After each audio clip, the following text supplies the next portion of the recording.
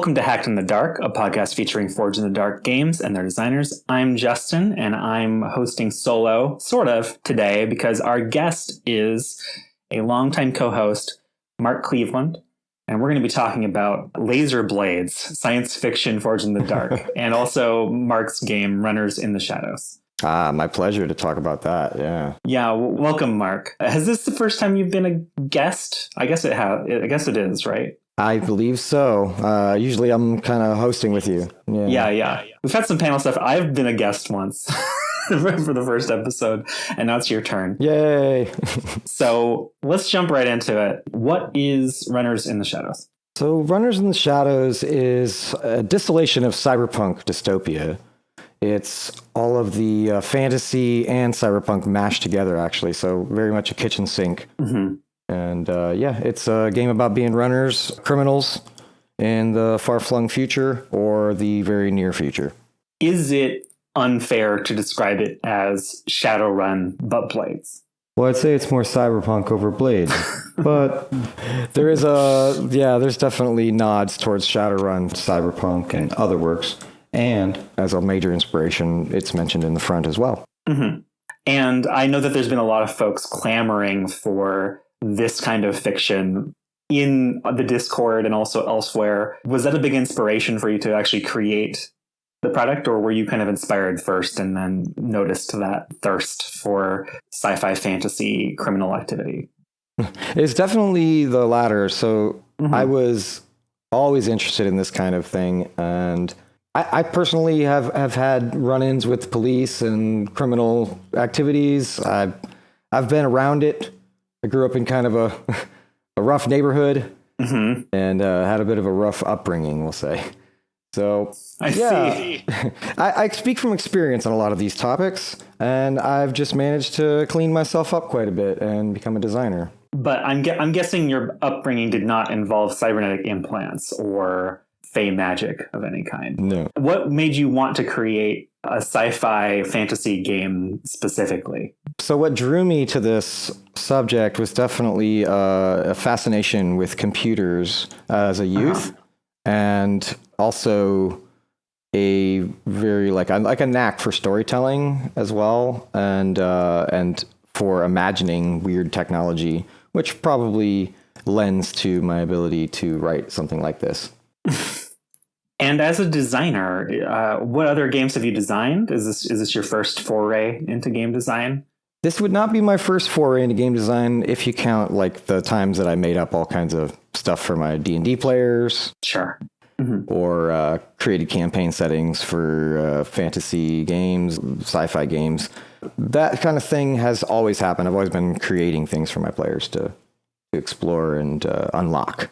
I think that counts. I think the official position of Hacked in the Dark is that it counts. if you consider it game design, it counts. Yeah, but this is the first major, big collection of new rules that I've tried to put together. Was it a big step to decide to embark on actually writing and designing a full game? Definitely. It required a bit of a skill upgrade because I definitely wasn't much of a publisher as far as like putting together the documents as well as doing like art and like rule design and all of these things. These are a lot of skills that you have to kind of, either have or build as you go. It really is. What do you think helped you to accomplish that? Did it give you energy to kind of learn these new skills? Did any particular community help you to find your way? So I had some books to publish, and that's kind of what started me on this. Was a family member was actually like, "Hey, I need a book published. I need layout." So I started there and built my skill set exponentially from there. Once I realized I need a game, I need a text for my players. This game has grown beyond me. I must now present it to the elder gods, and before I do that, I'm going to need presentational elements that look good and slickness to the writing. So I also had to kind of study what John Harper has done with blades and understand sort of what makes a good fiction that is open to interpretation for players, when you're writing that. Yeah, I mean, he's not the only creator who I think has inspired people to design their own games and become like amateur layout designers as well. I know I have a similar feeling to you in that regard, in that like I recognize the need to lay out my games, and I went down on this journey to become like an amateur layout artist of sorts in the last couple of years. I imagine we have a similar arc in that regard, but it has been an interesting journey. Has it improved your design to kind of learn some of these techniques? It's been invaluable moving forward through the design process. I didn't know what to really expect other than design, iteration, and revision. And yeah, that's led me down a road of learning other skills as well. Social skills, that has to be upgraded as well. Basically, I'm inputting the skill chip into my brain every day with a new, with a new skill load out. Well, on the topic of iteration and skill chips, that's a great segue to talking about some of the mechanics of your game. So, Runners in the Shadows, is this more than simply a setting change for Blades in the Dark? No judgment if it's not. But I think I know the answer. Yeah, it definitely is more than a setting change. There's expanded things going on with the fiction here where I've decided to focus a lot less on the traditional dystopian vision that we get of, well, I'll just say it, usually high levels of racism, low levels of income, and just all kinds of other maladies for the world to deal with. I actually decided to kind of guide the setting away from the traditional trope in that way by setting it in a place that I haven't seen many places set their games, which is Kingston, Jamaica. That was the first big change that players will notice, readers will notice when they get into the text. And the other thing they'll probably notice is that there's a specific push away from those themes in the player aids, like saying what's too close to reality for your players. Maybe change that about the Earth that you're playing in. And also, it's interesting to note that this is Earth that the game is set on. So we get to bring in a lot of our real world things, but also mix it in with our imagining of what Earth might be like. Designer trick to help you with world building: set it on Earth. It's a lot easier. It's also so personal, right? It feels personal. Yeah, it does become more personal, but it's a good shorthand. That's for sure. You talked to me before the interview about how the setup for this game is significantly different than the setup process in Blades in the Dark. What about the setup for a Runners in the Shadows campaign makes it stand apart? Great question. There's multiple levels to this, but I will focus on the two main ways I think it differs, which is in crew creation. The setup for the fiction for having a crew is a bit different. And also the personal expression of how supernatural forces come to be. That is an element of Blades, which has a lot of exploration, but it's got two faces in this game. One is regular magic, and then you got your techno magic. So in that way, you get to express quite a bit as a player about what those mean, what the role of technology in society and things like that. Are you referring to like a collaborative world building process? Right, yeah. So a lot of world building happens if you choose either those special playbooks that are doing magic, but also the other playbooks. In that, like, for example, there's like a muscle ability. This muscle ability makes you say something about the street by declaring what the street code of honor is. Right. There are lots of world building abilities that are kind of mixed in to the traditional, you get a mechanical bonus for the specific fiction. That is the most common ability I see, but then some or others make you make statements along the way. And I definitely lean in on that. And how that ties into the crew creation is that a lot of times the way that this starts off is that we talk about this crew, this criminal crew, and its purpose a little sooner. Like, players are thinking about what their crew is going to be before they finish their character in this game. They're talking about, well, if you're going to be a hacker, then I won't be that. I'll be a rigger to try to team up with you. And then it ends up leading into, well, now why are we runners? Why are you a hacker and I'm a rigger? And that sort of thing definitely spins into the crew creation a lot, because you're selecting an employer as well during the setup, which gives a lot of context for, I suppose it would be like all your future runs. You know, they're the fixer's in over their head, and they might be trying to stake their reputation on your crew. So that is an element that deepens the investment of the players in who they choose.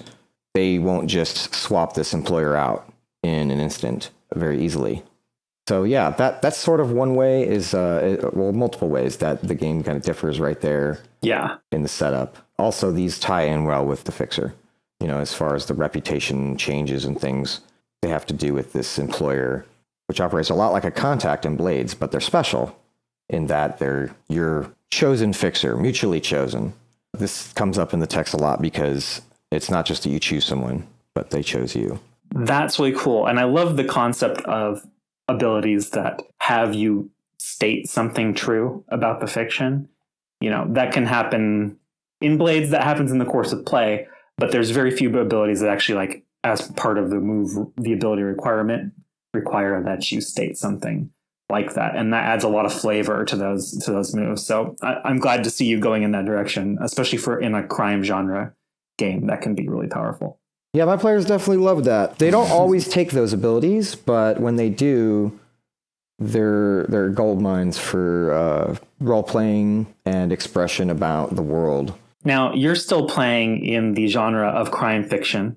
If people pick up Runners in the Shadows after a game of Blades in the Dark, what about the crimes that they're going on, that they're committing, the runs that they're running on, will differ from the scores that they're used to participating in? Well, one way is the multitude of threats they'll face, right? Because this setting carries multiple kinds of magical ability, as well as all this futuristic technology.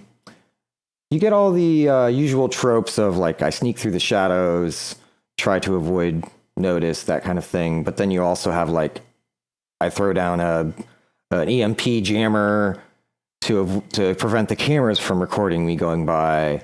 And you just end up having to choose your battles in a way as a GM.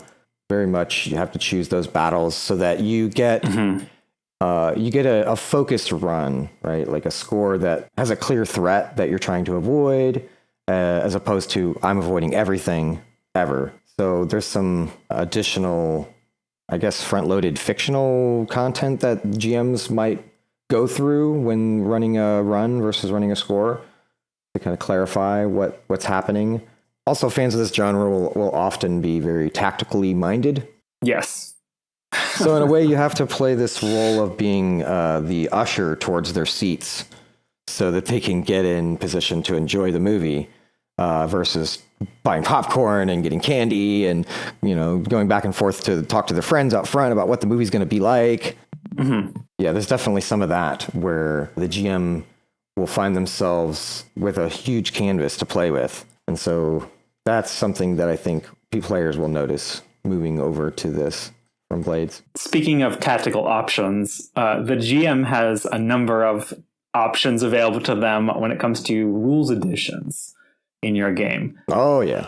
The Changing Your Game chapter includes 20 plus pages of advanced abilities and permissions that you can add to your game. Everything from hacker trade secrets to ancient rituals to Afro-Brazilian martial arts. What is your intention in offering so many, like, optional rules here? And which are your favorite that you would use in your own games? Okay, so the first question I'll answer by saying that the reason why I wrote all these was to really to empower GMs to, I guess, focus on the elements of play that their players will likely gravitate towards in the later stages of play. So, like, at first you're just, okay, I'm a martial artist. And then you're like, well, I can punch through walls because I have this cyber arm or whatever. And later it's, well, I've trained that to a razor's edge so that now I can do backflips while cartwheeling through the opponent. So that's where kind of, I guess you can tell Afro-Brazilian martial arts is one of my favorites.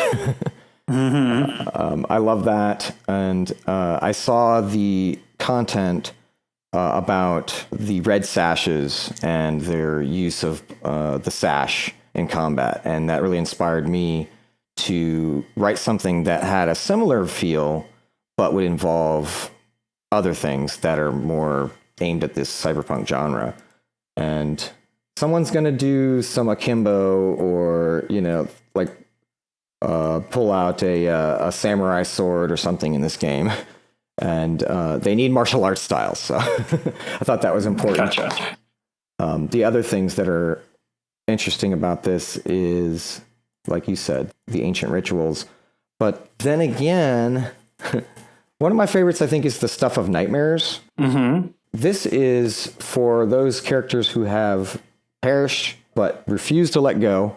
And they're probably trying to become some kind of poltergeist or something. So that's their first sort of special thing. Is Yes.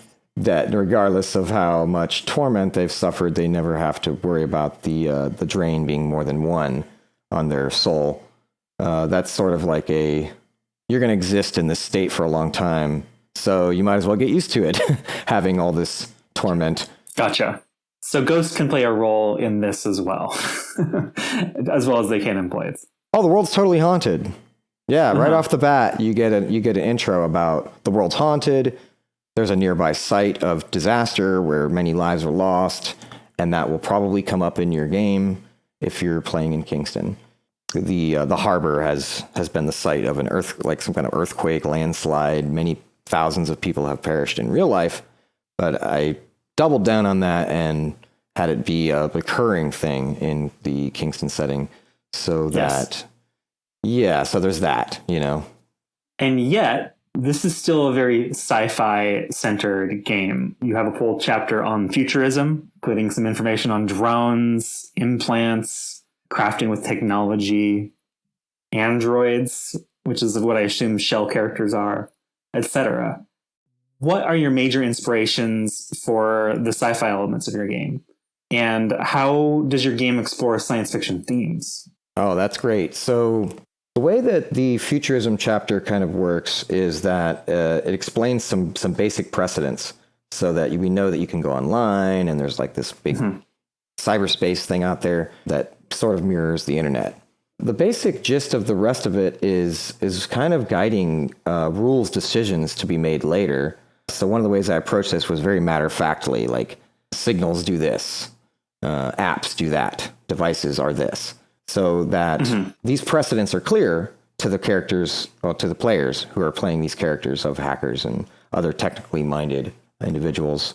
One of the ways that this is brought out is the introduction of escapism and how your persona can look different from you. You're not posting like a social media picture of yourself. You might have you could do that, but you could also have a picture of a fish person or a pixelated gnome or something. I don't know, like maybe your favorite sprite from a video game. The way that the game approaches this is to highlight cybercrime as a special thing as well. So there's agents, right? Cyber agents, so to speak, kind of like so one of the inspirations for this game's science fiction includes The Matrix. So we've got Agent Smith as an NPC. Also, Agent Smith is the name given to all of the agents. And they have thermoplastic masks that they wrap on their face to look like Agent Smith. Right. And they wear cool shades. It's not even a gender specific name, right? Agent Smith could be a woman under that mask. Could be whatever, something like a reptile person. I don't know. That's actually a theme that I highlighted was the themes that were present in The Matrix, with virtual reality having a mirror to reality, and that it can cause you actual pain, simulated or not. You might feel like your arm broke while you were in cyberspace, and it would be very real to your character as you mark the harm on your sheet. To kind of get into our larger topic, science fiction, in the Forge in the Dark space, it's not a hard dichotomy, but would you say like a big difference between establishing more fantastical fiction versus science fiction is that there are explanations you want to provide for more of a sci-fi theme or setting. Like, this is kind of like the hard sci-fi versus soft sci-fi thing, right? Explanations. Yeah, exactly. Yeah, absolutely. There's definitely more things that I suppose they get explained in on the fly. I noticed as a GM, like, I'll still be creating things on the fly that I didn't expect to create, like explanations for why is there a hacker here? Sometimes that'll happen. You know, why is there a mage here that has something to fight me? You know, that sort of thing. It still surprises me though at times. I'll be honest. Right. The breadth of possibilities is just overwhelming. So a lot of my GM advice focuses on honing in on what your players want to highlight, and then giving them more of that to compete against or improve. And that is, I think, a key takeaway from games with like futuristic elements is like picking what you want to actually focus on, because now we have a whole nother range of things that could go wrong.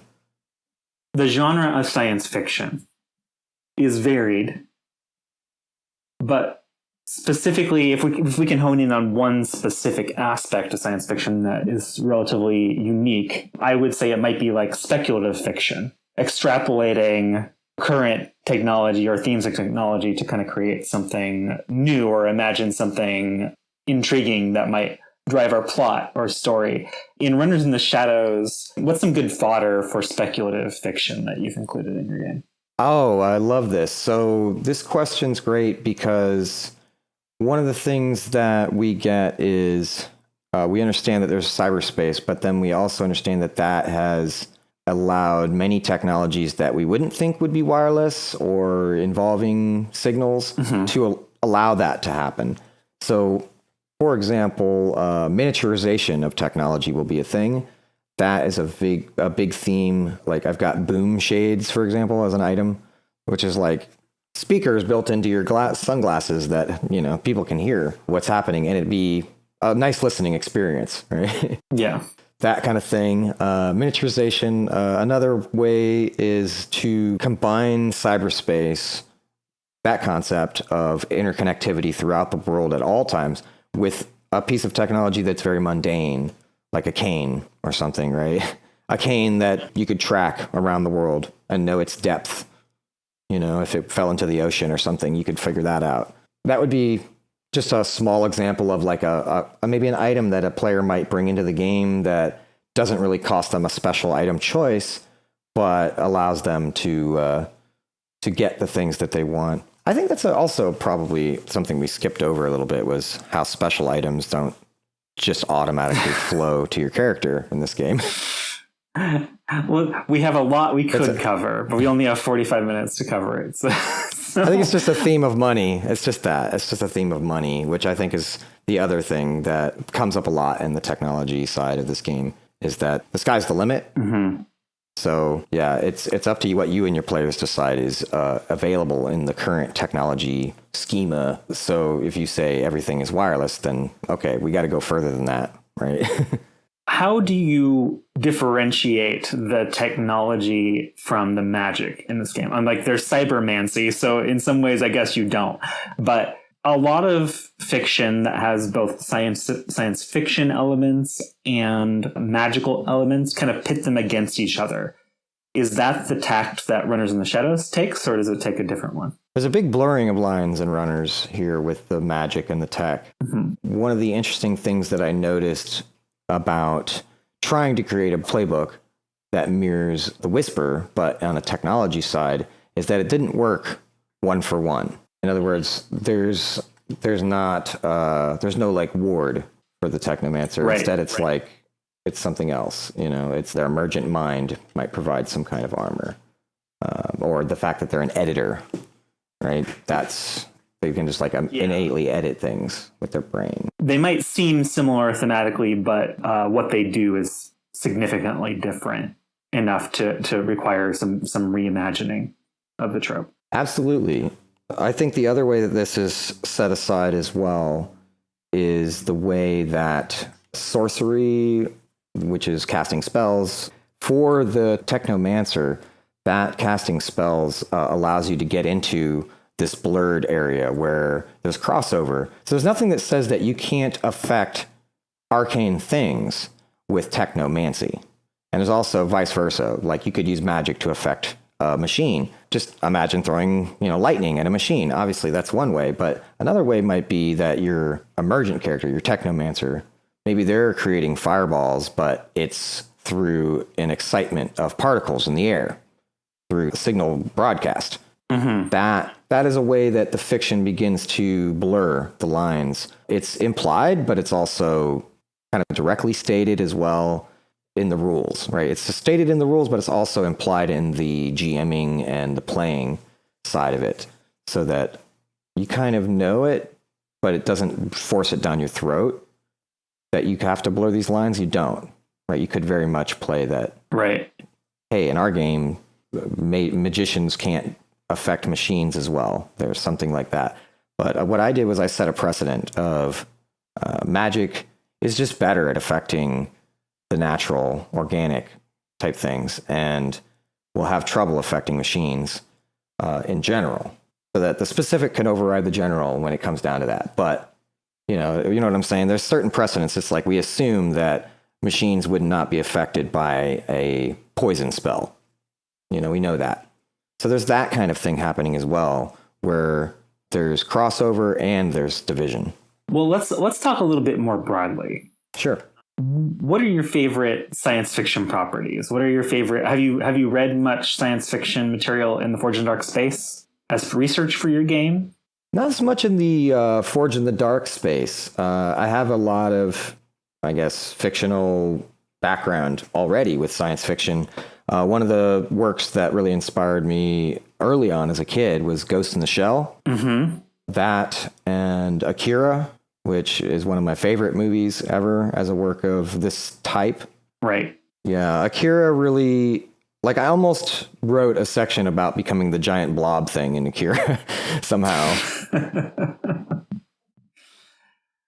A psychic powers supplement, yeah. Yeah, instead I decided to go with the Omni Lab, which is like some program recruits you and modifies you into an offshore facility. Mm-hmm. We've seen a few games that kind of reimagine just standard Blades in the Dark formulas in sci-fi context. Well, yeah, but a lot of this is about deepening the setting as well. Yes. So, for example, the reason I pick Afro-Brazilian martial arts versus Eastern martial arts is because of the setting. Also, I was drawn to it before I ever even said it in Kingston, to be truthful.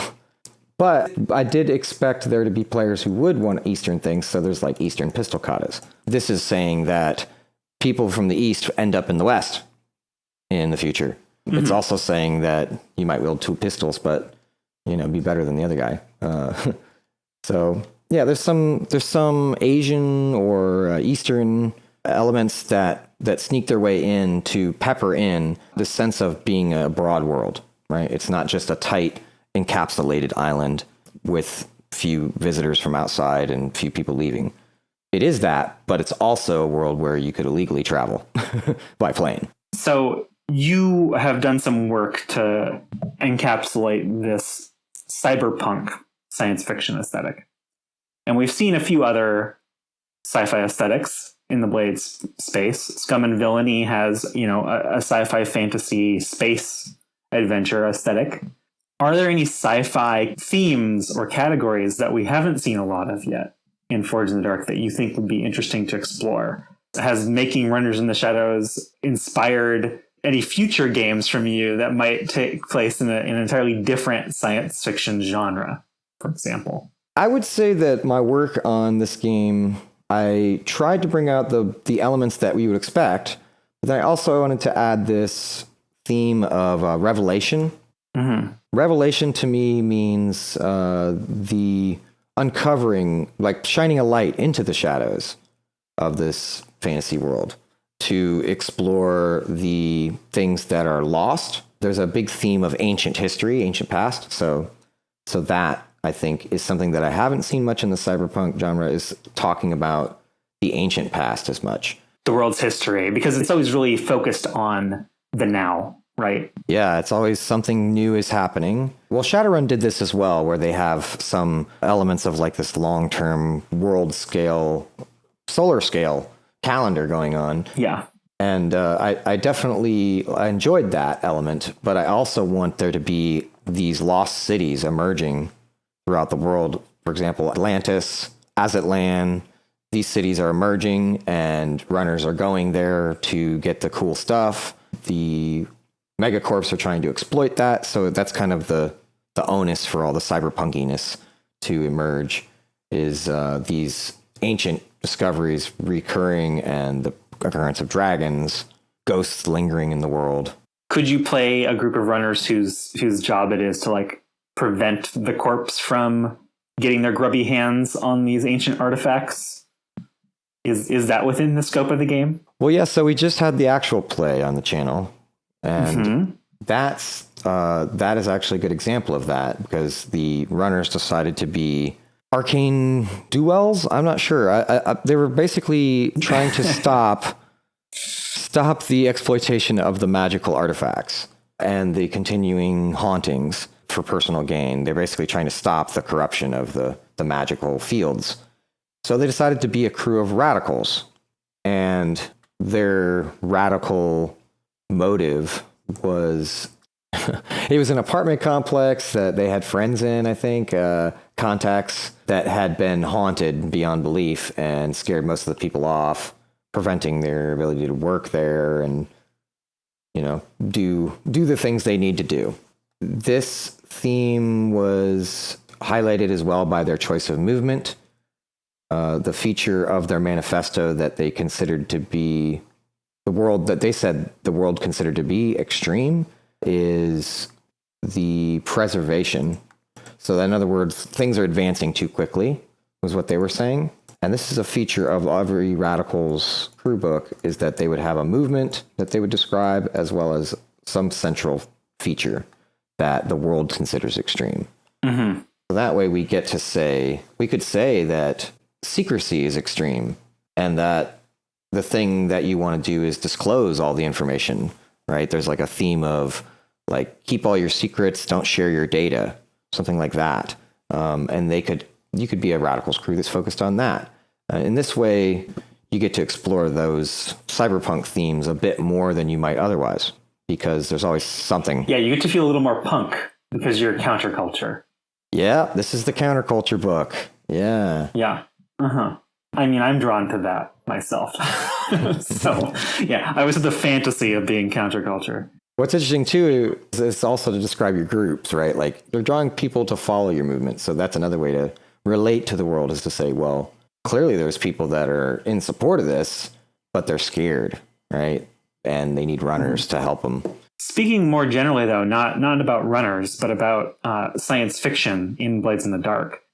Science fiction can be very high-minded as well. Cyberpunk is maybe, it has elements of that. There's elements, we see that in the genres like Altered Carbon Explorers, where it's, it has some high-minded concepts that are the focus of what is essentially a cyberpunk story, but with, immortality and other really like post-humanist fiction elements.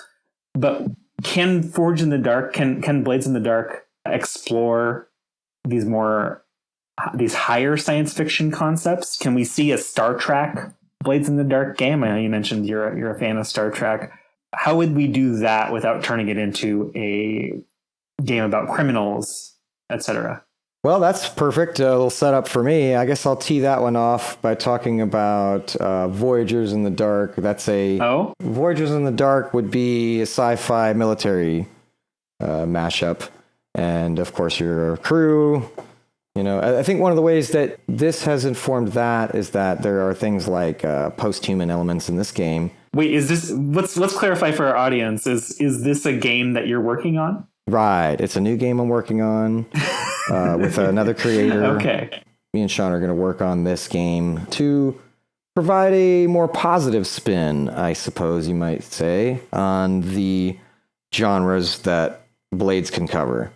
One thing that is key in that is secrecy is almost it's sidelined. It's possible, but it's sidelined. And one of the things that happens in that these sci-fi genres is that you get things like when someone dies, could they be revived with cloning? Right? Or what happens to their brain when that happens? Maybe we have a discussion about the long-lasting implications of being cloned multiple times, which I think Altered Carbon definitely brought to mind for me. When you mentioned that, I was like, oh, of course. That's a huge inspiration as well, the Altered Carbon stuff for the shell fiction that I've got going on here in this game. But in general, I think that the way that these technological elements help to broaden those horizons about what you might discuss and encounter in the game, it also leads you into, well, are these themes positive or more of like, this criminal side is definitely dark. Whereas Voyagers in the Dark is going to be, the dark is figurative. It's the space around you. It's the outer space. It's not. It's the void. Yeah, it's the void. It's not the inner void that some people carry around with them when they're doing crimes. And what are some challenges you've had to like establishing this space that's a little more broad, right, than the criminal fiction that we're used to seeing from Forge in the Dark? This is a good topic because it also shows some of the ways that Blades is super flexible. So one of the first challenges I had was deciding what to do about the breadth of actions. People in Star Trek can accomplish a lot with technology, right? Yeah, and in many ways. Sometimes they're just like, put their hand to their head, right? And they point at their temple and they do a thing. And that pulls the lever, pushes the buttons on the shuttlecraft. Or they dress like Western people on a planet where everyone's got 6 guns. I don't know. Yes. Sorry, I'm the original series fan as well. I see. I watched that when I was a kid, the Star Trek original series. So. But not to interrupt you, you were talking about challenges with capturing this fiction and actions. Yeah, good. Rein me in. So the challenges I faced, I think early on, was deciding if the crew would come up with their own reasonings for being on this starship, which is very Firefly-esque, or even or Scum and Villainy really explored this very completely, I think, and I wanted to go a different direction, which was, well, let's have there be missions. There's a general focus of like the campaign. There's like a military campaign going on. This draws a lot from Band of Blades, which we were using as some inspiration as well. Like instead of Chosen, there might be a ship. You'll pick your ship, and that'll have a mission and themes that are central to that ship. So that kind of thing. I think also deciding what to do with the many personnel aboard a ship and how to handle that. Yeah. So there's right now the focus on that is on developing systems for handling that with mechanical cleanness, so that you're not confused as heck and throwing 100 dice at a problem. The idea that your spaceship might have its own crew, and yes, I'm conflating those words with that and Blades, is fascinating to me, potentially. Might we see like some kind of worker management element of this game, or like crew management element of captaining your own space vessel? Are there larger, like in Band of Blades, we have army level roles that the players take on outside of the soldiers. Is that an element of this game?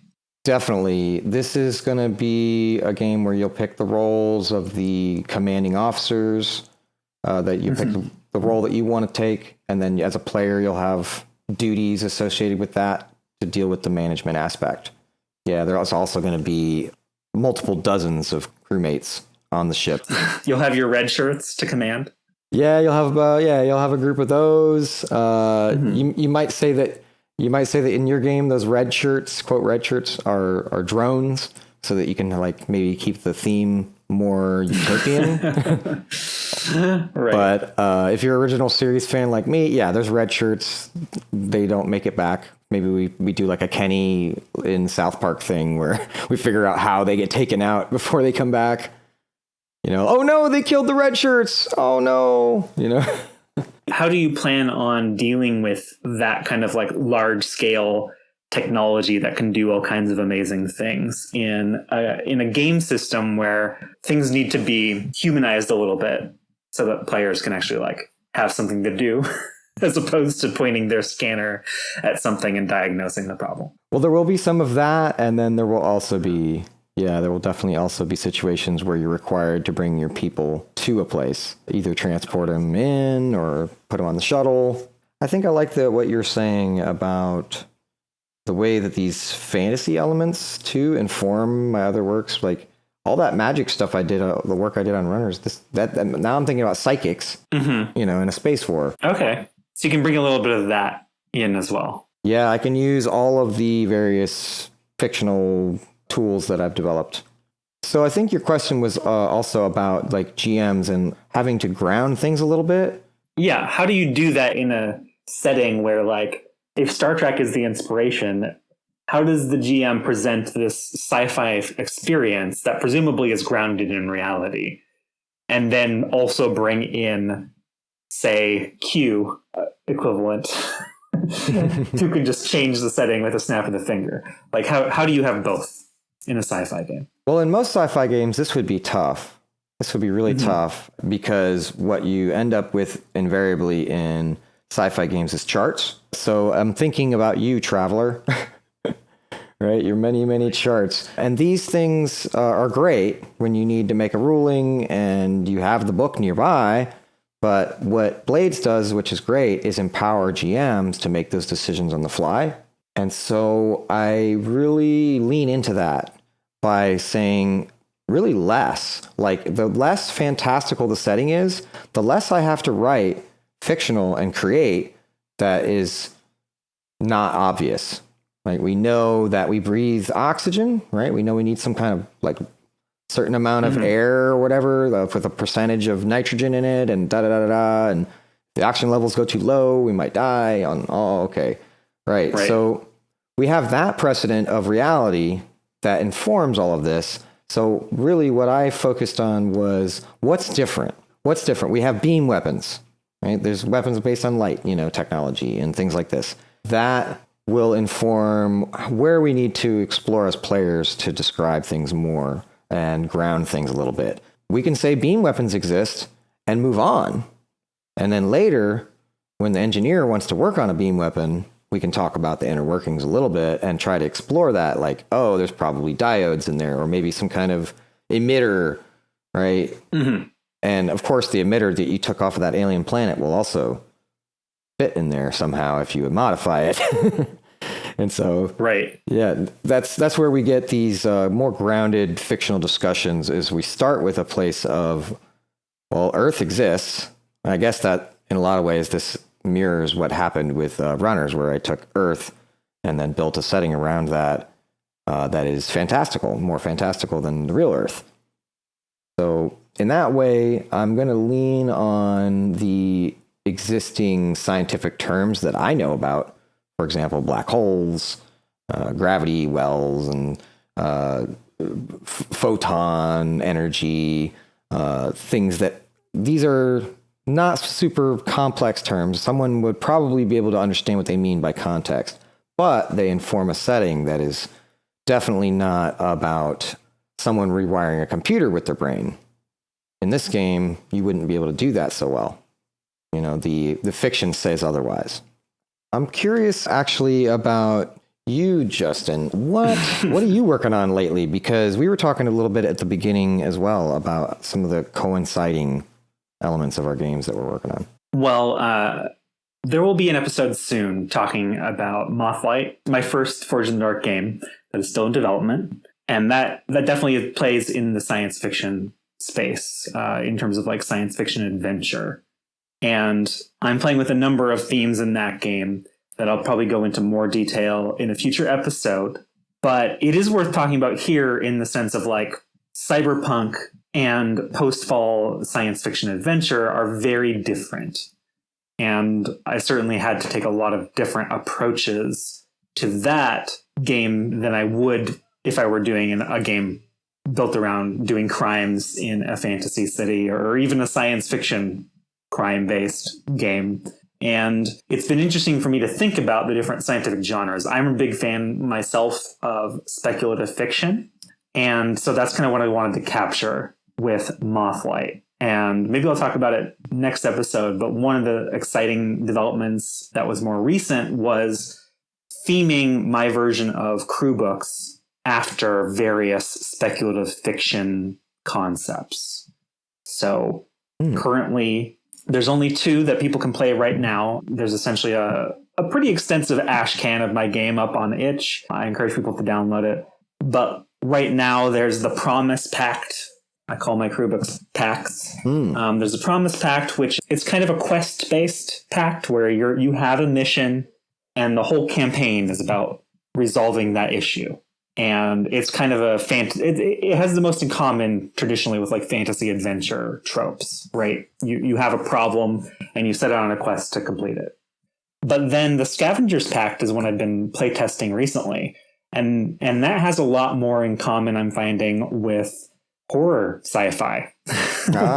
And there's a little more tension inherent in the premise where if you don't complete your mission, you may not survive. Is kind of the idea. And there's also a tension of the premise has you being low on supplies.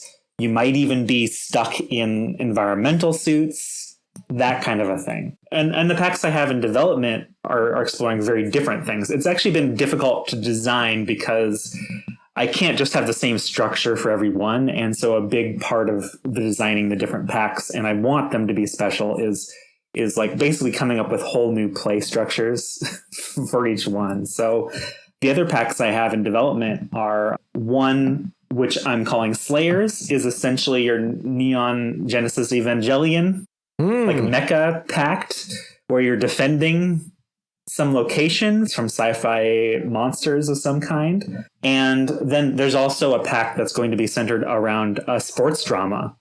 So you get to play out your science fiction sports drama a la Alita Battle Angel, or all of the near future, sci-fi roller derby fiction that we've had come out in cinema, etc. I think we've hit our limit, Mark. We hit critical mass. Exactly, critical mass. So I want to thank you for coming on to talk about Runners in the Shadows a bit with me. It's been overdue. Thank you. I want to know if there's anything else that you want to plug today before we go out.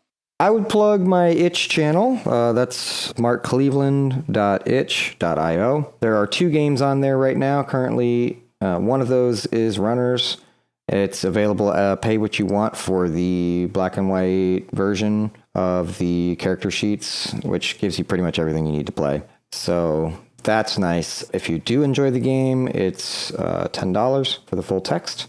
There's also the game Hope and Magic, which is an experimental foray into being young youths with magical powers in a modern fantasy world as well. Sort of like Miyazaki influenced type stuff there. And yeah, this in the works. This thing I was just plugging earlier, Voyagers in the Dark. That's a working title. May not find it under that name later, but it should be out soon. I'm excited for that. Yeah, I'm excited for that because I do really like the Band of Blades formula a lot. Me too. Well, as for myself, you can find my work at moth-lands.itch.io. If you're part of the Discord, I think I'm going to start looking for folks to play test an upcoming game of mine called At Death's Door, which is a Age of Sail adventure story inspired Blades / Forged in the Dark game. Ooh. And you can get Mothlight on my itch page.